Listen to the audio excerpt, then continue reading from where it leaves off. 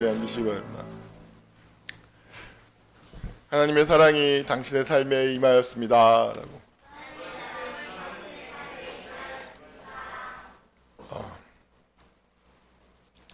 이보다 좋은 소식은 없죠. 여러분 잘 생각해 보십시오. 삶이 힘들고 어렵고 두려운 것은 우리가 세상 안에, 정글과 같은 세상 안에 살고 있기 때문입니다.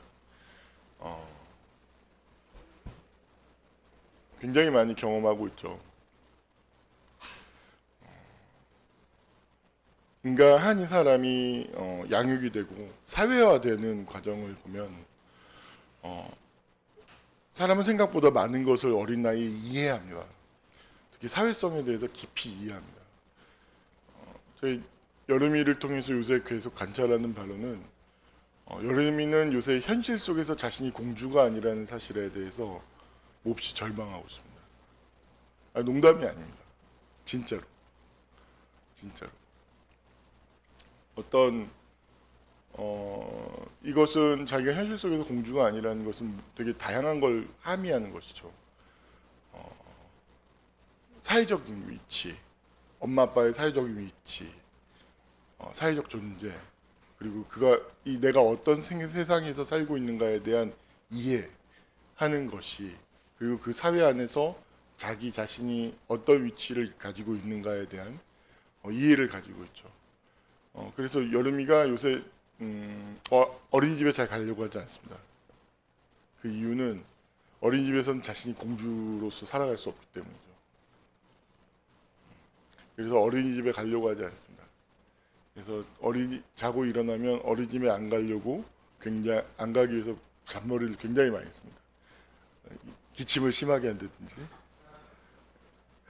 몸이 안 좋은 연기를 한다든지 하면서, 그러다가 이렇게 그래도 어린이집은 가야지 하면 굉장히 절규합니다. 히스테릭하게. 으아! 아프단 말이야. 왜 오늘은 토요일이 아니야? 하면서 세상을 이해하는 것이죠. 그리고 그 세상에 대한 이해가 결국엔 삶을 힘들게 하고 두렵게 만드는 모든 근원은 그 사회에 대한 이해인 것이죠. 이 사회가 공정하지 않고 약자에 대한 배려가 없고 정글과 같은 사회라고 하면, 그런 사회를 이해하는 것은 곧 불안과 두려움을 배우는 것이죠. 누구도 믿을 수 없구나 라는 것을 말입니다. 그런 사회에 대한 깊은 이해가 결국엔 내 내면의 풍경을 만드는 것이죠. 내 내면의 풍경을.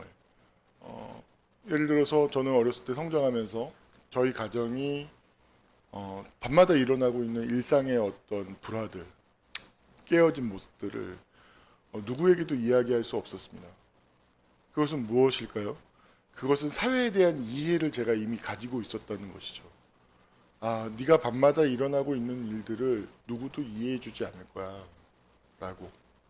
그걸 이야기하면 비난받고 소외되고 배제되는 것이 두려웠기 때문에 그것에 대해서 말할 수 없는 것입니다.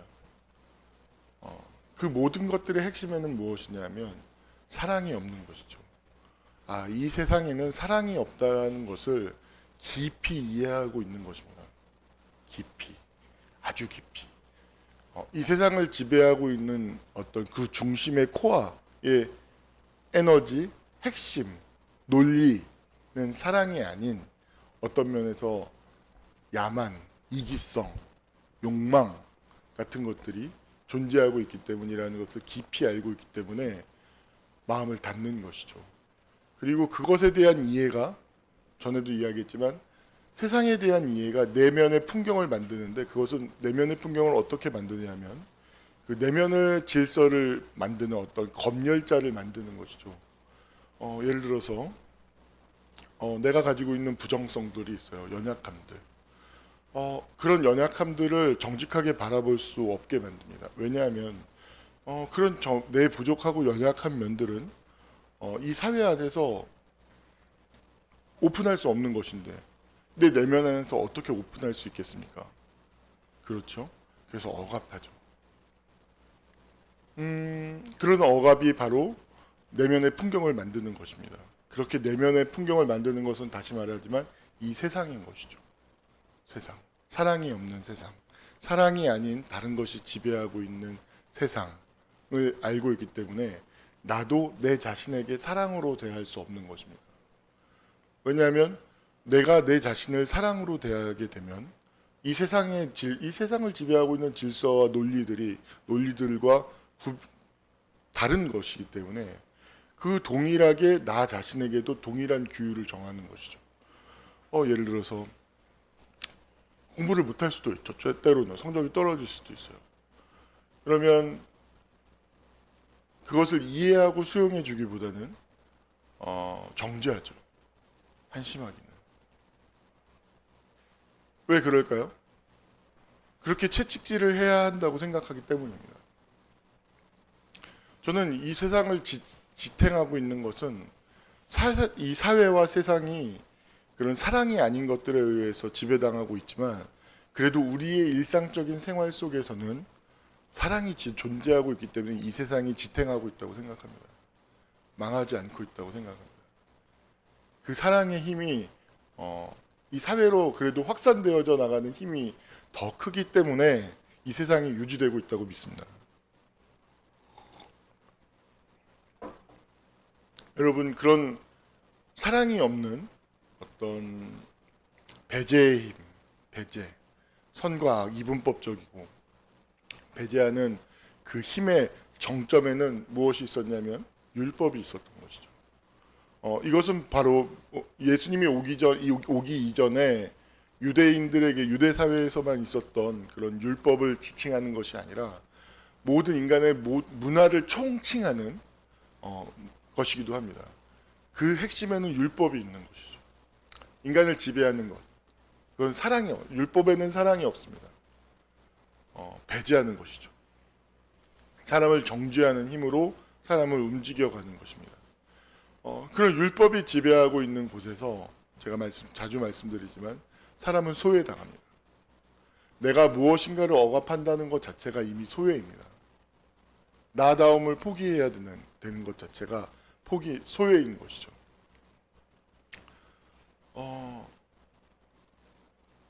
제가 온유에 대해서 자주 이야기하는데 온유를 키우면서 온유가 가지고 있는 굉장한 공격성이 있죠. 요새도 다 삐져나옵니다. 삐져나오는데 그 공격성이 점점 순화됩니다.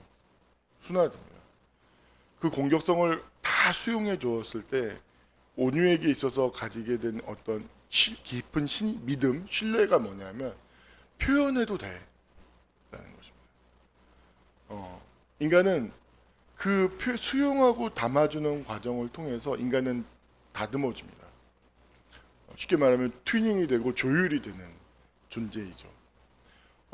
온유가 가지고 있는 그런 공격성들이 그걸 수용하는 과정을 통해서 그 이름처럼 정말로 표현하는 과정을 통해서 온유해집니다. 그것을 수용해지는 과정을 통해서. 율법의 가장 부정적인 기능은 뭐냐면 이런 수용의 기능, 회복의 기능이 없다는 것이죠. 수용하지 않습니다. 어떤 행동을 무엇인가를 딱 하게 되면 그것은 정죄의 대상이고 판단의 대상인 것이죠. 그럴 수도 있지라고 하면서 수용해 주지 않습니다. 그러다 보니까 율법이 존재하는 곳에는 긴장이 존재하고요. 율법이 존재하는 곳에는 반드시 지킬과 하이드가 존재합니다. 인간은요, 그 율법 안에서 행복할 수 없기 때문에 율법이 없는 공간을 반드시 만들게 되어져 있습니다. 그리고 그 율법이 없는 공간을 만들어서 인간은 그 속에서 두 가지 분열된 모습으로 살아가게 되어져 있죠. 그것이 위선이죠, 위선.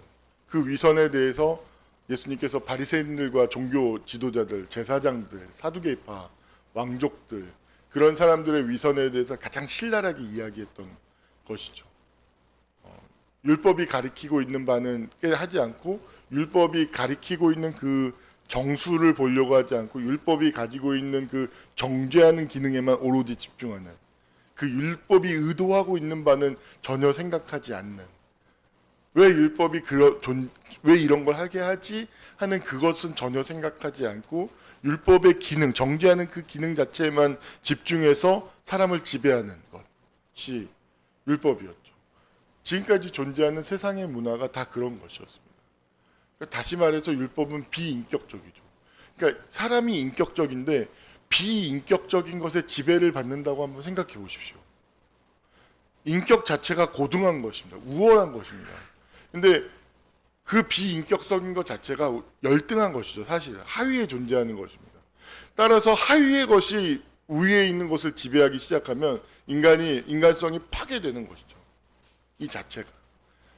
그래서 하나님께서 이 율법이 아니라 바로 하나님과의 관계, 인격적인 관계를 이루기 위해서 하나님이 이 땅에 오셨던 것이죠.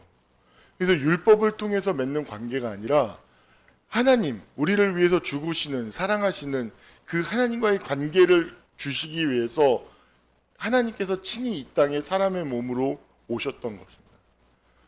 이 관계, 율법의 관계가 아니라 인격과의 관계, 그리고 이 세상에서 가장 꼭대기에 있는 그 중심의 가치가 율법이 아니라 자기를 위해서, 우리를 위해서, 아래에 있는 존재들을 위해서 자기의 목숨을 내어놓는 이 사랑이 가장 이 세상의 문화에서 가장 정점에 있어야 하고, 그 정점에 있는 존재는 이것을 소유하는 것, 율법을 소유해서 모든 것을 배제시키는 우월한 엘리트, 배제의 논리에 근거한 엘리트가 아니라 모든 것들을 수용하고 포용하는 엘리트, 모든 것들을 사랑하고 담아주고 관계하는 모든 것과 배제하는 논리가 아니라 모두를 포용하는 그런 정점을 창조하기 위해서 하나님께서 이 땅에 오셨던 것이죠. 그래서 기독교가 존재하는 곳에서는 모든 역사의 변화가 일어납니다. 왜냐하면 문화의 정점은 율법이고 그 율법을 소유했다고 생각하는 이 세상의 통치자들, 인간, 털없는 원숭이들이 있었거든요. 그 대표적인 그 실상을 잘 보여주는 것이 자산어보이죠. 이스라엘 사람들에게 있어서는 이 모세 율법과 바리새인들이 있었다면 한국에서는 성리학, 주의와 공자와 그것을 위시한 그 위선자들, 소위 양반이라고 하는 그 사람들이 존재하고 있었죠. 그 힘, 배제하는 힘, 사람을 비인격적으로 만드는 힘인 것이죠.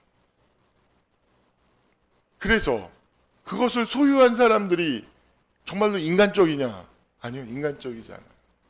그 사람들이 만약에 가장 인간적이고 아름답고 사랑이 지배하는 문화를 배제해서 만들어낼 수 있다면 나는 괜찮을 것입니다. 근데 불가능합니다. 그것은. 사랑 자체가 배제를 원하지 않아요. 사랑은 포용하고 수용하는 것이지 배제의 논리를 원하지 않습니다. 그래서 확산되지 않을 방법이 없죠. 그래서 그것을 사랑이 두려워서 더더욱더 율법적인 힘에 의존해서 세상을 지배하려고 하는 것이죠.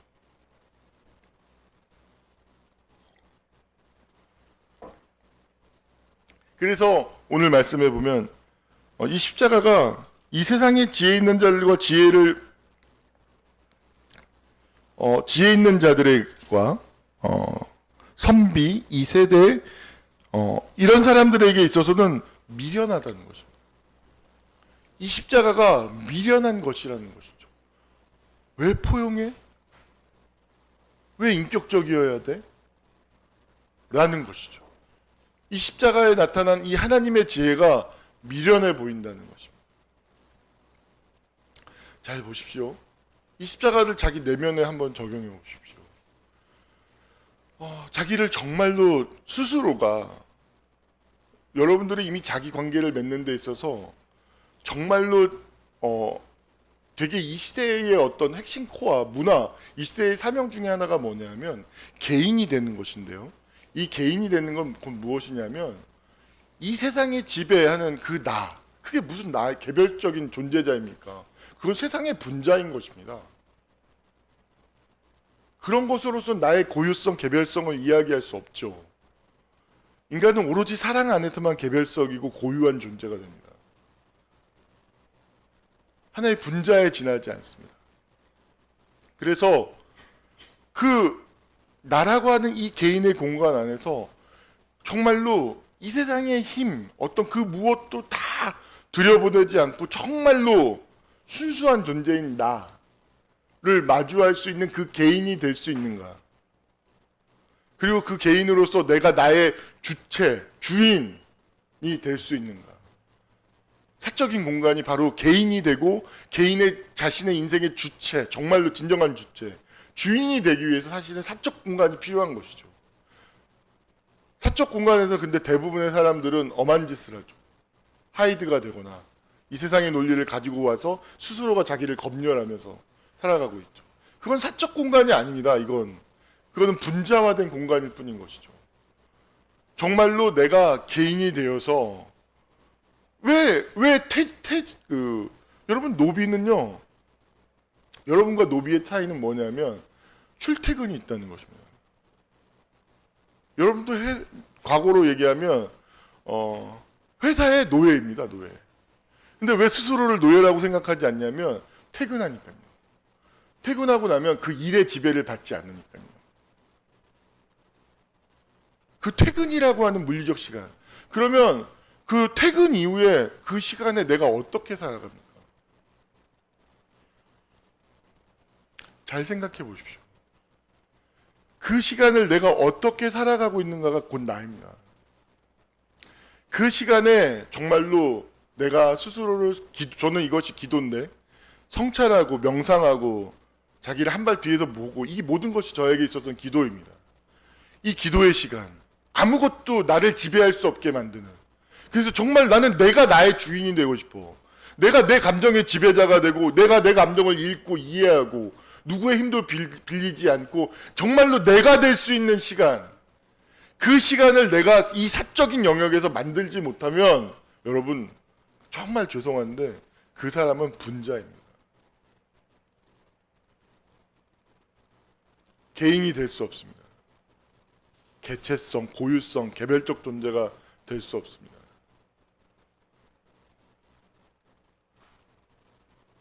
그것을 가능하게 만드는 것이 바로 십자가인 것이죠. 여러분, 왜 내가 나 자신이 되려고 하지 않는지 아십니까? 이미 내가 인생을 살면서 배웠던 무수한 배제의 논리들 때문에 그렇습니다. 수용이 아닌 거절반. 그러니까 내가 나 자신의 있는 그대로를 수용할 줄 몰라요. 자기 존재를 그대로 수용할 줄 몰라요. 이건 배워야 합니다. 제가 모세동 대안학원을 하면 아이들에게 반드시 가르친 게 자기 수용입니다. 내가 나를 수용해주고 않으면, 내가 나를 이해해주지 않으면, 내가 나를 이해하는 공간과 시간을 갖지 않으면 누가 나를 이해합니까? 날 이해해주는 엄마 아빠는 존재하지 않아요. 심지어 엄마 아빠도 날 수용하고 주고 그대로 이해해주지 않았어요. 근데 사람은요, 놀랍게도 나를 이해해주고 수용해줄 누군가를 끊임없이 기다리면서 살아요. 그게 물론 예수님이죠. 여러분, 십자가가 왜 은혜인 줄 아십니까? 저는 예수님을 만나기 전에는 제 존재가 그대로 수용된다는 것을 경험한 적이 없습니다. 단 한 번도. 저는 십자가에, 하나님이 어디 있어? 십자가에 있어. 여러분, 되게 중요한 것입니다. 우리가 믿는 하나님은 어디에서 하나님으로서 계시됐냐면 십자가에서 우리에게 계시된 하나님을 믿는 것입니다. 물론 다 십자가에서 계시된 하나님이기 때문에 그 예수 그리스도의 인격의 동일성에 의해서 무리를 걷는다든지 오병이어 사건이라든지 뭐든지 다 연결이 되는 것이지만, 그러나 그것은 메시아의 표적이 아닌 것이죠. 유일하게 메시아의 표적은 십자가에 있는 거예요. 우리는 십자가에서 달려 죽으신 하나님을 믿는 것입니다. 그것이 우리의 하나님인 것이죠. 정말로 그 하나님을 십자가에서 달려 우리를 위해서 죽으신 하나님을 정말로 깊이 묵상한다면, 그리고 그 십자가를 정말로 깊이 묵상하며 관계 맺는다면 우리는 달라집니다. 내가 스스로 검열하고 거절하는 모든 것들이 하나님에게 있어서는 다 소중한 것입니다.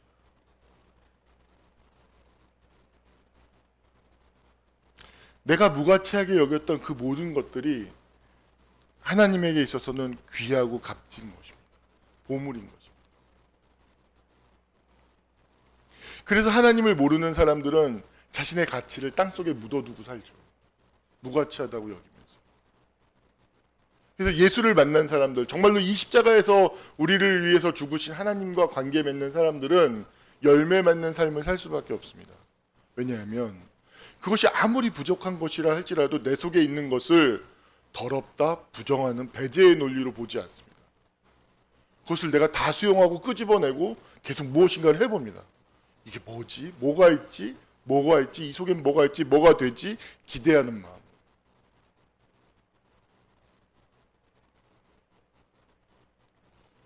제가 고흐의 해바라기 그림에 대해서 자주 이야기하지 않습니까?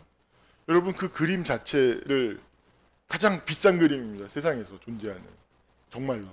이 세상에서 존재하는 가장 비싼 그림인데, 되게 놀라운 건 무엇이냐면 그 그림이 모사하고 있는 실물, 다 시들어가고 있는 해바라기는 누구도 쳐다보지 않는다는 사실이죠. 누구도 가지려고 하지 않는다는 사실이죠. 그것이 모사하고 있는 실물은 무가치한 것이죠. 사람들에게. 그런데 그것을 사랑의 눈으로, 생명의 눈으로 본 그 그림은 세상에서 가장 비싼 그림입니다. 천문학적인 액수의 돈입니다. 뭔가 모순을 느끼지 않습니까?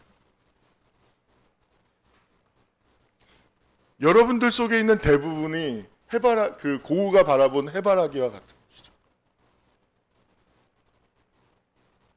여러분이 여러분 자신을 정말로 십자가 안에서 예수 그리스도의 관계 안에서 자기 자신을 바라볼 수 있다면 해바라기와 같이 자신을 만들어 갈 겁니다. 이게 그래서 이 세상의 지혜에서는 미련한 것이지만 저 해바라기 저 냄새나고 다 시들고 꺾여 있고 흉한 저 해바라기 미련한 것이죠. 저걸 그리는 행위가 저기서 뭐가 나오겠다고. 근데 십자가의 지혜는 그것을 이 세상에서 가장 값지고 귀하고 가치 있는 것으로 만드는 것이죠.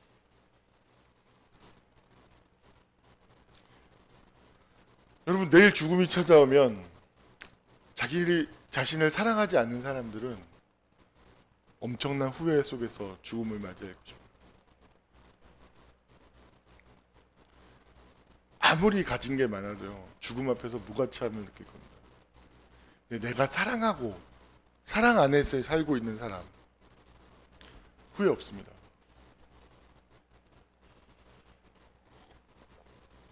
설령 그것이 좀 때이르게 다가온다 할지라도 사랑하지 않으면서 사랑하지 못했는데 죽음을 맞이한 사람, 뭔가 크게 잘못 살았다는 것을 느낄 겁니다.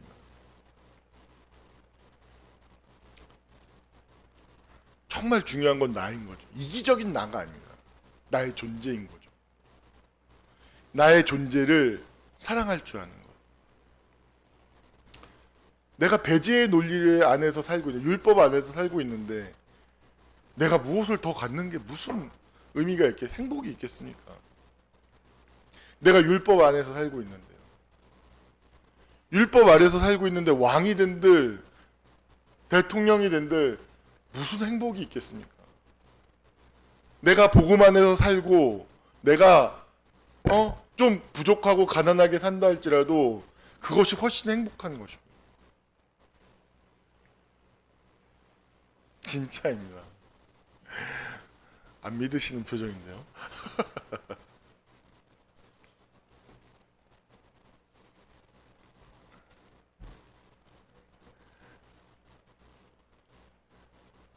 십자가의 도가 그래서 미련해 보이죠. 미련해 보입니다. 이 세상과 너무 다르기 때문에. 여러분 잘 생각해 보십시오.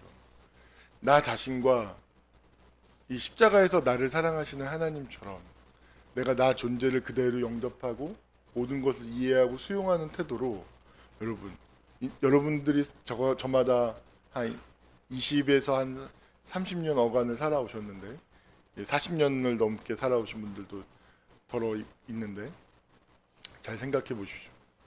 단 일주일이라도 그런 자세로 살은 적이 있는가?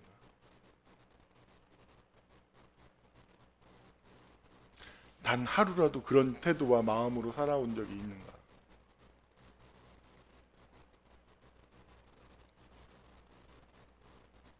별로 없을 겁니다. 여러분 그런 마음과 태도로 삶을 살아보십시오. 한 달 뒤, 1년 뒤 그게 쌓여서 10년이 되면 그 삶에는 반드시 열매가 있습니다. 행복이 있습니다. 충만함이 있습니다. 그 충만은 어떤 거냐면 지금 죽어도 나는 후회가 없어. 미련 없어. 라고 말할 수 있는 것이죠. 예수님을 믿었는데 그런 삶을 살아야 되지 않을까요? 하나님을 믿었다면?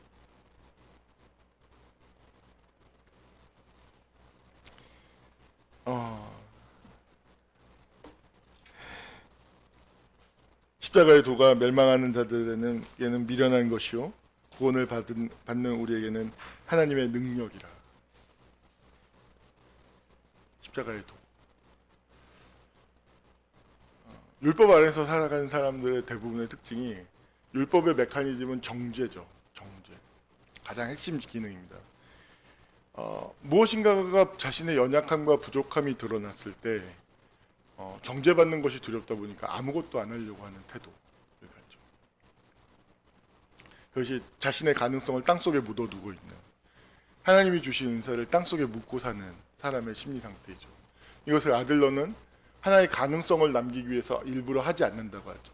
예를 들어서 난 공부를 하면 잘하는데 안 하는 거야. 그래서 그 가능성으로 위안을 삼는 거, 자기 위안. 자기 위안. 난 하지 않을 뿐이지 안 하는 거야. 하면 잘해 나는. 요리 하면 잘해. 하지만 하지 않을 뿐이야. 그 가능성. 그 가능성 안에서 살면서 평생 동안 아무것도 하지 않습니다. 놀랍죠? 저는 이것을 충동이라고 합니다. 충동. 사람들은 생각할 때 충동이라는 것을 어떤 무엇인가를 갖고 싶어 라고 생각하는 죠. 그랬을 때 충동이 올라왔다. 아니요. 그거는 욕구죠. 욕망. 충동은 뭐냐면 어떤 존재의 상태 그 자체를 유지하려고 하는 거죠. 어떤 가능성을 남기는 건 거짓 안정감을 유지하고 싶은 충동인 거죠. 어떤 것을 시도하고 모험했을 때 불안정성이 증가하고 불안감이 증가하게 되다 보니까 그것을 경험하기 싫어서 난 하면 잘해. 할 수 있지. 라는 마음 이 자체가 바로 부정적인 안정감에 집착하는 태도, 충동인 거죠. 그래서 그러하여금 계속 무엇인가를 하지 않는 상태에 묶어놓고 있는 충동인 거예요. 그래서 사람들은 이런 부정적인 충동 안에서 살아가죠.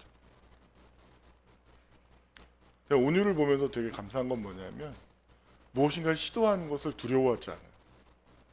무엇인가를 모른다는 사실에 대해서 조금도 부끄러워하지 않아요. 심지어 엄마가 이렇게 한글을 가르치다가 엄마가 좀 가잖아요. 그러면 여름이가 가서 자 읽어봐. 야 들렸잖아. 밑에 미음 있잖아. 얌. 맞아. 이거 뭐야? 조금도 부끄러워하지 않습니다. 모른다는 것을, 자신이 연약하다, 부족하다는 것을. 왜요? 다 담아주니까. 그러다 보니까 조금씩 늘어요. 배우는 거 되게 선생님한테 어떤 칭찬을 받냐면 오늘은요 끝까지 포기하지 않아요. 끝까지. 굉장히 기쁘더라고요. 뭔가를 잘해요라는 소리도 언젠간 듣겠죠. 그러다 보면 뭔가를 포기하지 않는다고. 계속 시도한다고. 정말 중요한 거죠. 왜요? 우리를 다 지지해주고 담아주니까. 정죄하고 판단하지 않으니까. 이 십자가 안에서 살아가는 사람은 그래서 반드시 성장하게 됩니다. 이 십자가에 달린 하나님과 관계 맺는 사람은 정말로 이 십자가에 달린 하나님과 관계를 맺고 있다면 그 사람의 인생은 바뀌지 않으려 알 수 없습니다. 구데기가 무서워서 장 못 담근다는 얘기가 있죠. 이 말의 의미를 잘 모르는 것 같아요. 여러분, 옛날에는 장을 담그는 사이즈가요. 요즘에는 고추장, 된장 요만한 사이즈. 우리 교회 정도 되니까 한 2kg, 3kg 사이즈를 먹죠. 단체가 되니까. 개인들은 한 1kg, 500g 조그만 사이즈예요. 그러니까 이게 인간의 스케일이 작아지다 보니까 요만한 장에 구데기가 있다고 생각해봐요. 그 파급력이 크죠. 이거 못 먹겠죠.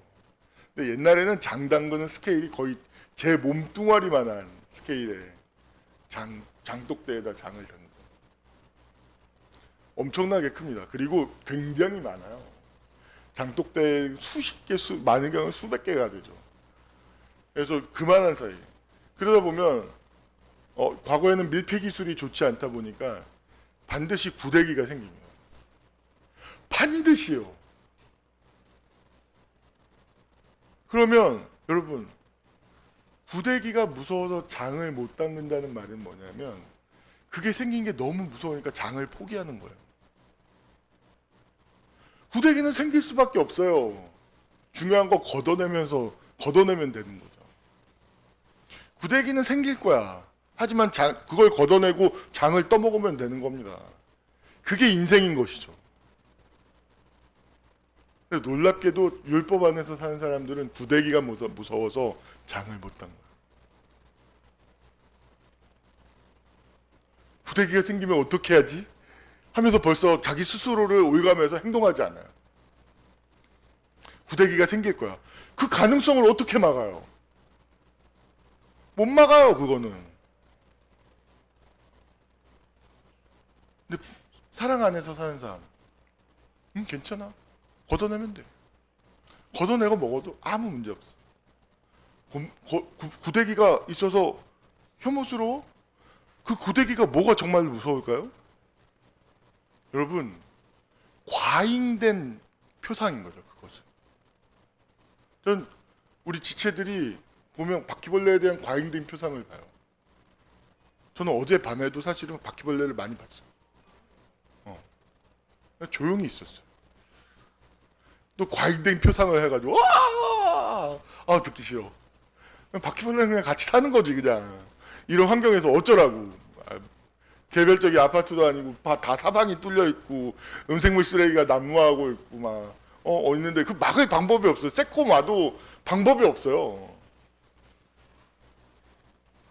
그럼 내 마음의 표상 체계를 바꿔야죠. 바퀴벌레는 같이 사는 거지. 근데 나오면 조용히 잡는 거지. 구데기 하는 구데기라고 하는 객관적 실제 그 자체에 대한 것이 아니라 이것에 내가 과잉 표상이 뭐예요? 5만 가지를 투사하고 있는 거죠. 내가 인생을 살면서 두려웠던 것들,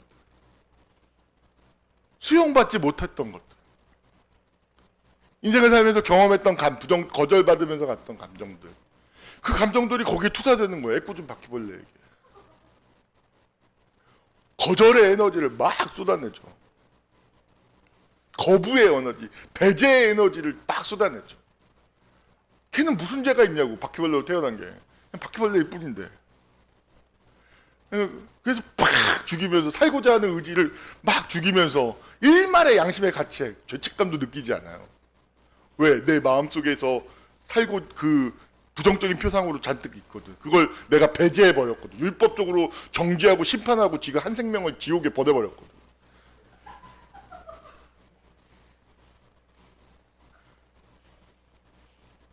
바퀴벌레는 무슨 죄가 있냐고요. 인간이 지들이 우리가 살기 좋은 환경을 만들어 놓고 왜 우리한테 난리야. 억울해하지 않겠습니까? 내가 바퀴벌레로 태어난 게 무슨 죄라고. 내가 존재한다는 이유만으로 이렇게 짓밟혀가지고 내장이 터지면서 산산이 짓밟혀 죽으면서 아무런 미안함도 죄책감도 느끼지 않는 이런 배제와 거부와 혐오의 존재가 되어야 되나? 되게 억울할 것 같아요. 근데 과거에 노예로 태어난 사람들이 이런 존재 아닙니까? 노예라는 그 이유 하나만으로? 전쟁에서 졌다는 이유 하나만으로? 신들이 져버린, 너희들은 전쟁에서 진 건 신들이, 너희를 믿는 신들이 너희를 버린 거지.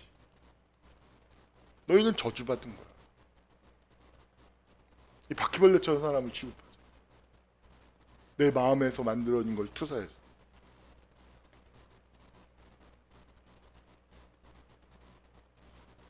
구더기. 여러분들 인생에 구더기가 있어요. 여러분들의 존재 자체는 장입니다. 구더기가 무서워서 장을 부정해. 이건 말도 안 되는 거죠.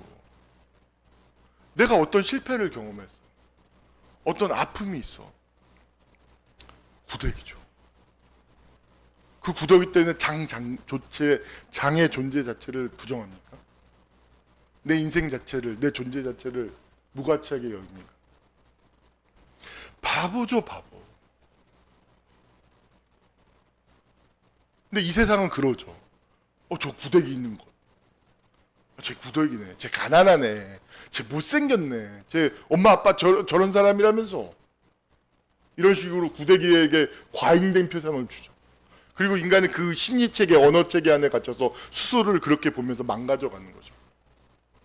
그것을 다 걷어낼 수 있도록 하나님께서 십자가에서 달려주시고. 십자가야말로 바퀴벌레와 같은 것입니다.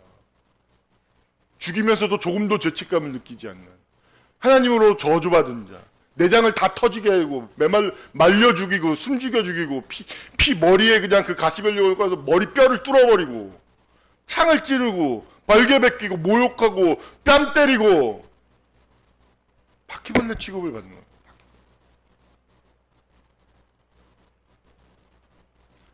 정말로 하나님이 이 땅에 오셔서 바퀴벌레 취급을 받았어요. 그래서 세상의 지혜로 봤을 때 미련한 것이라고 하는 거죠.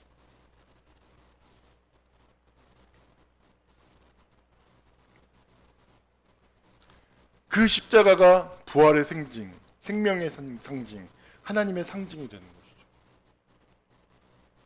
여러분들 속에 있는 구더기가 하나님의 상징, 생명의 상징, 승리의 상징이 되는 거죠.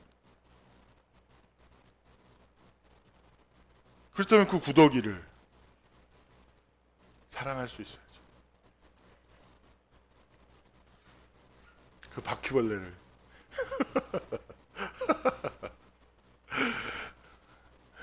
그냥 조용히 바퀴벌레를 저는 감상했어요. 자세히 관찰하면서. 바퀴벌레도 평화롭더라고요. 제 눈에 띄었는데. 평화롭게 우아하게 걷더라고요. 이렇게 우아하게. 딴 데 같으면 긴장하면서 이렇게 제가 그런 에너지를 썼으면 이렇게 막 걸었을 텐데 직선적이고 이렇게 각지게 걸었을 텐데 제가 편안하게 바라봐줬더니 우아하게 곡선을 그리면서 우아하게 걸으면서 유유히 사라지더라고요. 유유히.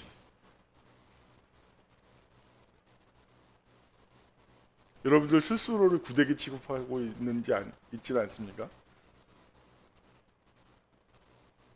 자기 존재를 구더기처럼 여기고 있지 않습니까?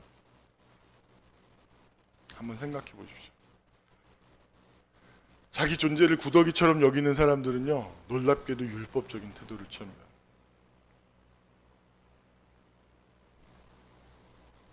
자기를 가리기에 딱 좋은 거죠. 율법 뒤에 숨으면 완벽하게 자기를 가릴 수 있고.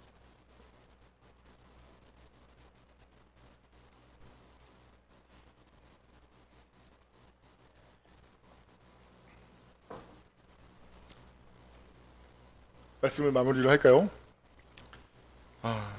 말씀 한 번 더 보겠습니다. 십자가의 도가 멸망하는 자들에게는 미련한 것이요 구원을 받는 우리에게는 하나님의 능력이라.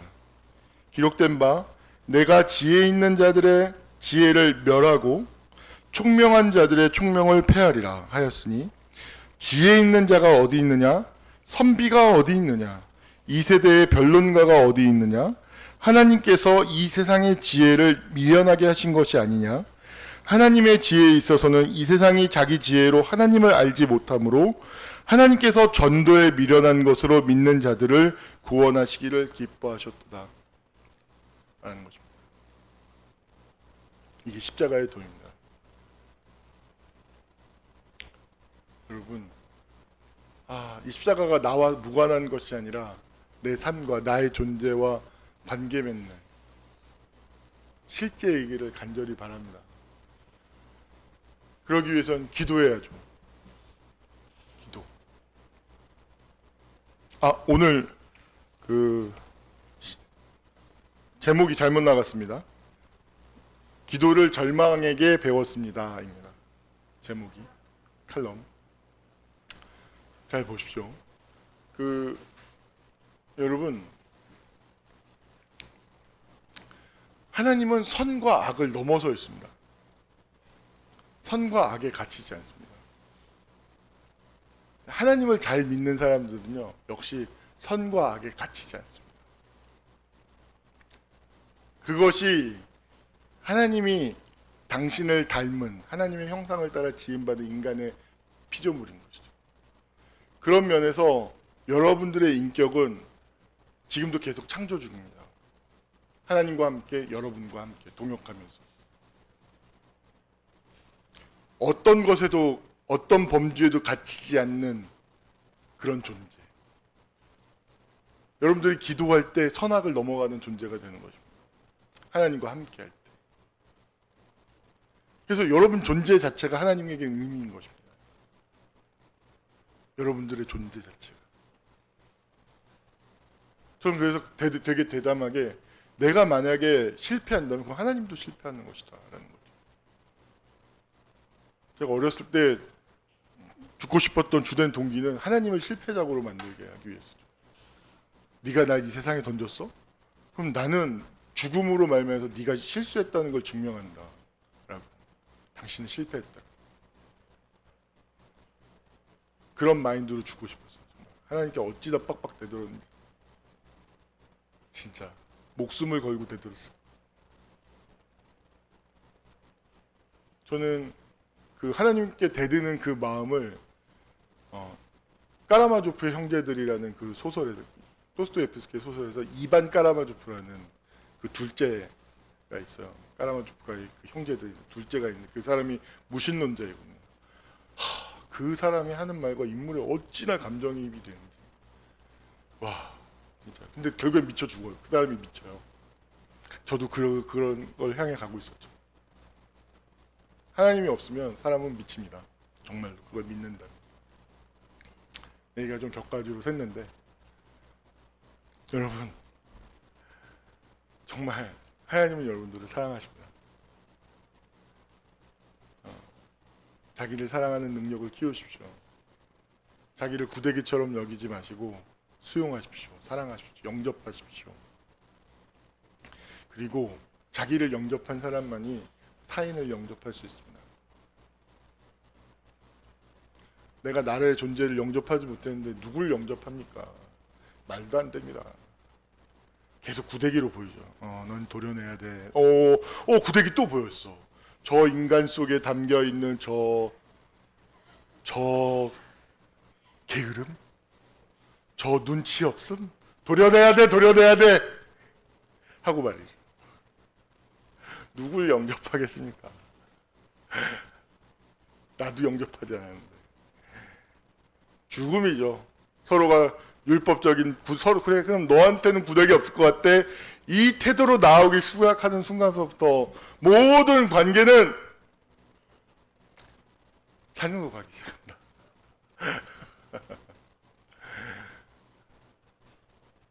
우리 열매가 요새 그 수용하는 법을 배우고 있죠. 얼마나 그냥 구데기 찾는 전문가. 나 너 구데기 알아. 구데기.